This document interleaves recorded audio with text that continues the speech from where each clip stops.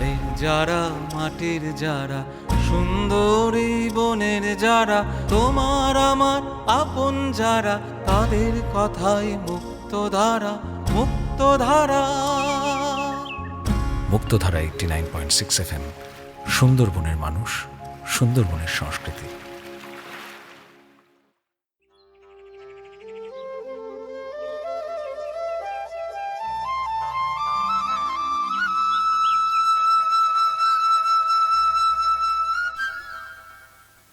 নমস্কার প্রিয় শ্রোতা বন্ধু, আপনারা শুনছেন আপনাদের প্রিয় কমিউনিটি রেডিও মুক্তধারা 89.6 FM, সুন্দরবনের মানুষ, সুন্দরবনের সংস্কৃতি। আমি দিগন্ত পাল আজ নিয়ে এসেছি এক বিশেষ অনুষ্ঠান, সবুজের পথে জৈব চাষ। বর্তমানে স্বাস্থ্য সচেতনতা ও পরিবেশ রক্ষার কারণে জৈব কৃষির গুরুত্ব দিন দিন বাড়ছে। মানুষ এখন বুঝতে শিখেছে যে শুধু বেশি উৎপাদনই নয়, নিরাপদ ও পুষ্টিকর খাদ্যই প্রকৃত সম্পদ। দীর্ঘদিন ধরে রাসায়নিক সার ও কীটনাশকের অতিরিক্ত ব্যবহারে মাটির স্বাভাবিক উর্বরতা হ্রাস পাচ্ছে, জল ও বায়ু দূষিত হচ্ছে এবং খাদ্যের গুণগত মানও প্রশ্নের মুখে পড়ছে। এই প্রেক্ষাপটে জৈব কৃষি এক নতুন আশার আলো হয়ে উঠেছে। আজকের এই বিশেষ পর্বে আমাদের কমিউনিটি রেডিওর দুজন প্রতিনিধি, জয়ন্ত ও সত্যরঞ্জন, গিয়েছিল একজন সফল ও দক্ষ জৈব কৃষক প্রাণকৃষ্ণবাবুর বাড়িতে।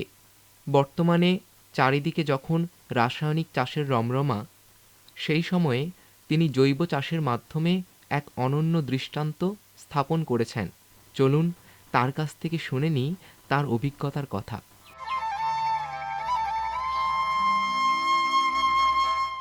নমস্কার প্রাণকৃষ্ণবাবু, মুক্তধারা 89.6 FM কমিউনিটি রেডিওর পক্ষ থেকে আপনাকে ধন্যবাদ জানাই। প্রাণকৃষ্ণবাবু, আমাদের প্রথম প্রশ্ন, বর্তমান যে চারিদিকে রাসায়নিক চাষের আধিপত্য দেখা যাচ্ছে, এই পরিস্থিতিতে আপনি কিভাবে জৈব চাষের পথে এলেন?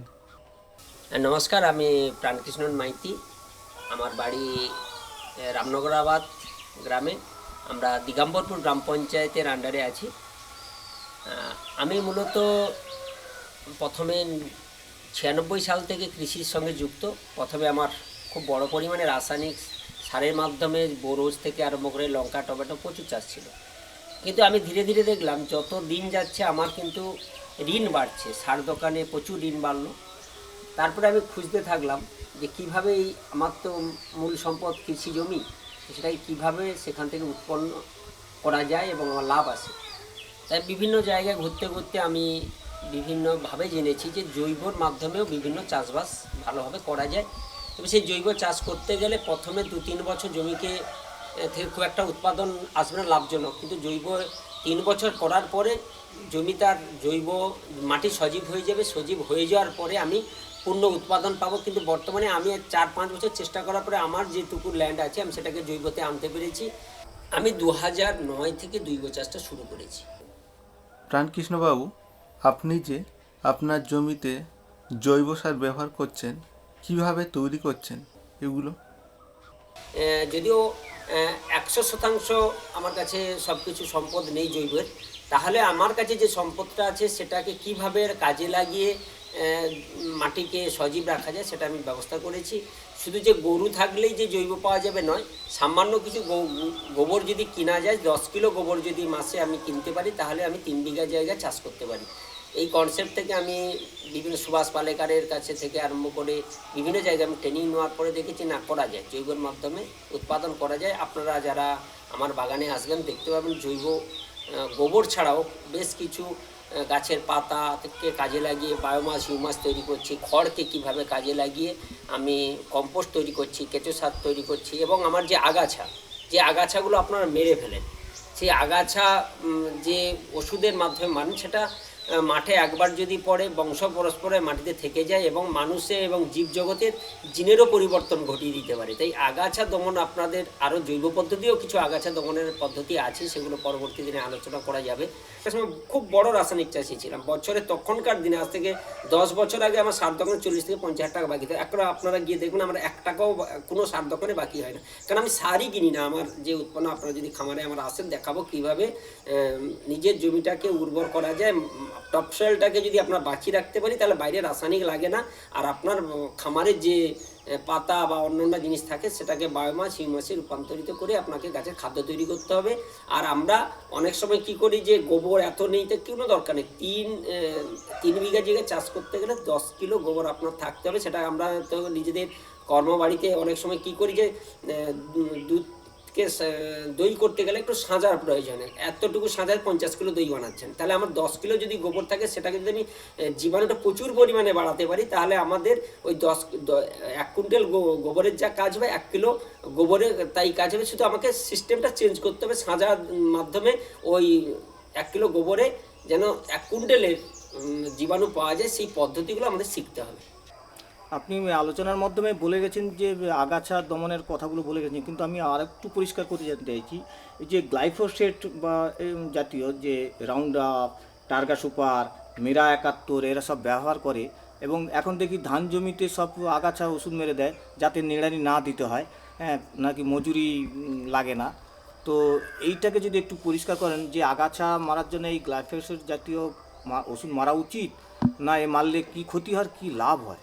চাষি তো লাভের জন্য করছে। চাষিদের এখানে বলবো, আপনারা আগাছা হিসাবে দেখছেন, কখন আগাছা দেখছেন? আপনি আপনার একক ফসলের ক্ষেত্রে ওটাকে আগাছা দেখছেন, কিন্তু ওই আগাছা আবার আমাদের খাবারও হয়। আপনার ধান জমিতে শুষ্নি হয়, সেটা কিন্তু আপনার ধান গাছের ক্ষেত্রে আগাছা, কিন্তু ওই শুষ্নিটা খাওয়া যায়, যে আপনাকে ব্রেনের বৃদ্ধি করতে, স্মৃতিশক্তি বাড়তে এবং ঘুমের জন্য কাজ করে। তাহলে আগাছা বলে কিছু হলে তার ব্যবহার যদি আমরা জানি, আর আমার যদি এখানে প্রাণী সম্পদ থেকে আরম্ভ করে মাছ পুকুর সব থাকে, তাহলে আমি কোনোটা আগাছা দেখি না। আর যে জমিতে প্রচুর আগাছা হচ্ছে সেই জমি সবচেয়ে বেশি উর্বর। আমি বলবো আগাছা আপনার যখন একক ফসল করছেন ওই মুহূর্তে আগাছাটা নিয়ন্ত্রণ করুন, কিন্তু আর সারা বছর যখন পড়ে থাকে আগাছাটা হতে দিন, তাহলে আপনার মাটিটা কভার থাকবে। মাটি কভার থাকবে মানে ওখানে যে একক ফসল আপনি যে চাষটা করেছিলেন সেই যে সারটা রেখে গেল সেটা উপরে উঠে যাবে না বা নিচে চলে যাবে না, কিন্তু যখন আগাছা দিয়ে আপনি ঢেকে রাখছেন সঙ্গে সঙ্গে ওই খাবারটা ও নিচ্ছে নিয়ে ও যখন আবার মরে যাচ্ছে আপনার জমিকে ওই খাবারটা দিয়ে যাচ্ছে। কিন্তু আগাছা নিয়ন্ত্রণ অর্থনৈতিক ফসলের ক্ষেত্রে যখন করবেন তখন আমি বলি কিছু পদ্ধতি আছে, সেই পদ্ধতির জন্য রাসায়নিক আপনি যে নামগুলো বললেন এগুলো দরকার হয় না। যদি আপনি একটা জমি মনে করছেন আমার হয়তো একটা সবজি চাষ করবেন, সেখানে দেখা যাবে 1 কাঠা জায়গা, 1 কাঠা জায়গার জন্য আপনি যদি 1 বছর মনে করেন 1000 টাকা দিয়ে আপনি কিছু কালো পলিথিন কিনবেন, কালো পলিথিন 3 দিন আপনি জমি চষার আগে 3 দিন আপনি ওখানে 3 থেকে 4 দিন চাপিয়ে রেখে দিন, দেখবেন আপনার সূর্যের তাপে ওখানে ওটা মারা যাবে। তাহলে এই পদ্ধতি, এছাড়াও আপনাদের কাছে আরও কিছু আছে যেটাও আপনার রাসায়নিক কিছুটা হতেই পারে কিন্তু কম, যেটা আমরা বাজারে যেটা পাই সাইট্রিক অ্যাসিড, যেটা আমাদের খাওয়া হয়, যেটা ভিনিগারের সঙ্গে আরও কিছু মিশিয়ে স্প্রে করলে আগাছা নিয়ন্ত্রণ করা যায়। তাহলে আগাছাকে যদি আপনি আগাছা দেখেন তাহলে সমস্যা, আগাছাকে যদি আপনি ব্যবহার জানেন তাহলে ওটাকে আগাছা মনে হবে না।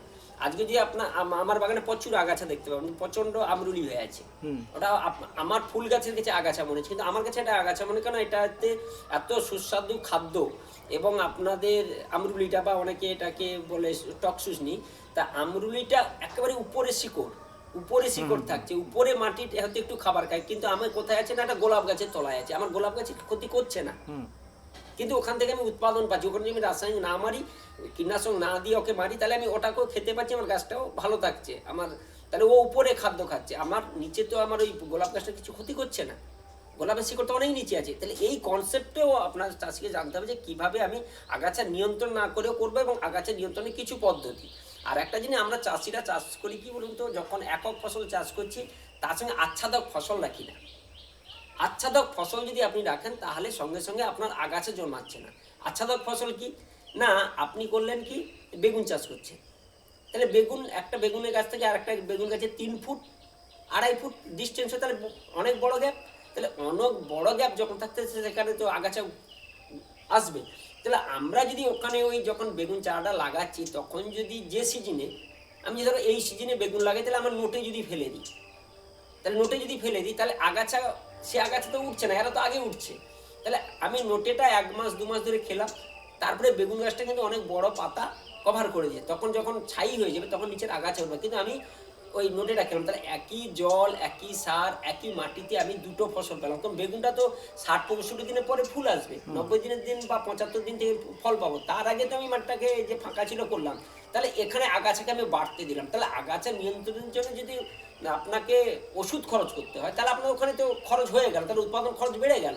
কিন্তু আপনি যদি ওই আগাছা নিয়ন্ত্রণ করার জন্য মিশ্র চাষ করে নেন, তাহলে আপনার এই যে নোটেটা করলেন, এখান থেকে তো কিছু আপনার খাবার হোক, গোখাদ্য হোক বা বাজারে বিক্রি হোক, সেখান থেকে তো উৎপাদন পেলেন। তাহলে আগাছা নিয়ন্ত্রণ আপনাকে ফসলের নির্বাচন করে আপনাকে করতে হবে। আর যদি আমরা মিশ্র চাষ করি আগাছার জন্য, আর 3 মরশুম যদি আমরা জমিটাকে সবুজ রাখি, আগাছা বাড়বে। আর জমিতে আগাছা, যে জমি প্রচুর পরিমাণে আগাছা আসছে সেই জমি আপনার অনেক বেশি সার এবং অনেক বেশি উৎপাদন দেবে। তাহলে আগাছা নিয়ন্ত্রণ করার জন্য আগাছা নিয়ন্ত্রণ করতে হবে ফসল ভিত্তিক, প্রয়োজন ভিত্তিক, একবার নির্মূল করে নয়। আপনি শুনছেন মুক্তধারা 89.6 FM, সুন্দরবনের মানুষ, সুন্দরবনের সংস্কৃতি। এখন শুনবেন একটি গান সত্যরঞ্জন পাল মহাশয়ের কণ্ঠে। চাষি ভাই রে, সবুজ বিপ্লবের কি বাহার, চাষি ভাই রে, সবুজ বিপ্লবের কি বাহার। আমি যেদিকে তাকাই দেখে অবাক বনে যাই, আমি যেদিকে তাকাই দেখে অবাক বনে যাই। দেশীয় বীজ খুঁজে নাহি পাই রে, পাই রে ভাই রে, সবুজ বিপ্লবের কি বাহার, ভাই রে, সবুজ বিপ্লবের কি বাহার। দেখে অধিক ফলন প্রচুর লাভের আশায়, হাইলিং বীজ চাষ করিল চাষা, দেখে অধিক ফলন প্রচুর লাভের আশায়, হাইলিং বীজ চাষ করিল চাষা। রাসায়নিক কীটনাশকে বিষিয়ে দিল জমিটাকে, রাসায়নিক কীটনাশকে বিষিয়ে দিল জমিটাকে, বন্ধা হলো ধরিত্রী মা। হায় রে, হায় রে ভাই রে, সবুজ বিপ্লবের কি বাহার, ভাই রে, সবুজ বিপ্লবের কি বাহার। আমি যেদিকে তাকাই দেখে অবাক বনে যাই, আমি যেদিকে তাকাই দেখে অবাক বনে যাই। দেশীয় বীজ খুঁজে নাহি পাই রে, পাই রে ভাই রে, সবুজ বিপ্লবের কি বাহার, ভাই রে, সবুজ বিপ্লবের কি বাহার।